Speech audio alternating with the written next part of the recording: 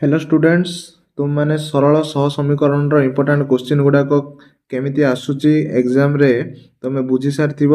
तुमको भल भाव से वीडियो में बुझे दी। आज आम देखा द्विघात समीकरण क्वेश्चन केमी आसठू आसोटा आम इम्पोर्टाट देख गत थर श्रीधर आचार्य प्रणाली रे गोटे पड़ जाता क्वेश्चन समस्ते पूरा पिला माने कहते सारा यहाँ कौटू आसीगला यहाँ किसी ना यहाँ से जो पूर्णवर्गर प्रकाश कर बोली देनी 4 नंबर क्वेश्चन कार 2 ए है 2 ए 4 नंबर क्वेश्चन जोटा सेटा है श्रीधर आचार्य प्रणाली तार अल्टरनेटिव नेम हूँ आम श्रीधर आचार्य प्रणाली यहाँ 2016 सप्लीमेंटार आसला तो पिला माने जानी नथिले जे ए प्रकार क्वेश्चन कौट गुडे आसूची तो तो 4 नंबर क्वेश्चन तुम इम्पोर्टाट हो जाऊँगी आ जो मैंने भावुं सार बुक रू कहीं आप दौना है बुक रू डायरेक्ट क्वेश्चन आसूना पूर्वे आसी जाऊला किंतु एबे से क्वेश्चन को टिके बुलेकी बा मॉडिफाई करके पचार दउची है से तुम टिके माने देखिया पड़ो माने कॉन्सेप्ट बुझिया पड़ो मु कहीदेवी कौ कौ कॉन्सेप्ट एटा बुझीदेले तुम सॉल्व हो कहीदेवी बुझीपार ना ना। तो देख ये जो रेलगाड़ी क्वेश्चन देती रेलगाड़ीटा आम 2 बी रे देती 2 बी केते नंबर जानच ना 2 बी देती 14 नंबर क्वेश्चन यहाँ तो आउ यहीटा 15 नंबर क्वेश्चन यहाँ 2 नंबरटा तो यहाँ बुक रू जो पड़ी यहाँ तुम कर किसी असुविधा ना यहाँ भी बुक रे अच्छी 14 नंबर क्वेश्चन कार 2 बी है जाक डायरेक्ट आसी यहाँ भी आमर आ 2 बी 17 नंबर क्वेश्चन 3 पॉइंट यहाँ बुझीपार ना तुम कॉन्सेप्ट बुझा पड़ो कॉन्सेप्ट कले ही आंसर आनीपर देख यहाँ भी आम बुक रू आस 2p square is equal to 9q यहाँ आमर 2 ए आमर 18 2 पॉइंट क्वेश्चन तुम बुक बाहर करके बस तुमको हेल्प हम आईटा बुक रू आस नौकार बेग स्थिर जल 11 किलोमीटर यहाँ आसला 2021-22 बुझीपार ना ना जो जगह आसी से जगह कौ प्रकार से क्वेश्चन आसी एग्जामिनर मुंडरे कौन था से किपरि भावुचे जे पिला को क्वेश्चन दबा सेटा को मो स्टडी करके तुमको क्वेश्चन दउची आम तुमको गदा गदा सिलेक्शन दबा चाहूनी मो तुमको माने क्लियर कर देवा चाहूँ जे कौन कले तुम एग्जाम रे कौन करि परियो माने अटेंड करि परियो भलो से ठीक अछि आउ 4b square is equal to 25 AC तो 18 1 पॉइंट क्वेश्चन तो 18 पॉइंट नंबरटा तुम इम्पोर्टाट हो जाऊँ जो मैंने बुक रो करिया चाहूँ से 2 ए 4 number question 5 number question 11 number question 17 number question 18 number question 19 number question और 20 नंबर क्वेश्चन भेरी भेरी इम्पोर्टाट होती 2 बी आमर 2 बी तुम खास करी 7 नंबर क्वेश्चन 11 नंबर क्वेश्चन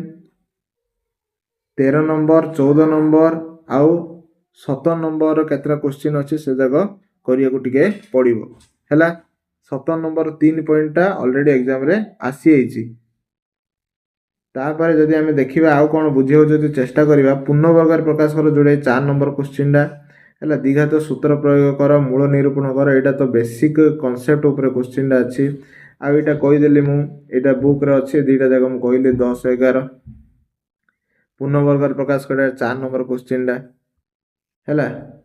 आ एटा तो अछि alpha Q plus beta Q एटा होछि हम तमरा 11 नंबर क्वेश्चन डा 2 ए पूर्णवर्गर प्रकाश कर 4 नंबर क्वेश्चन 2 ए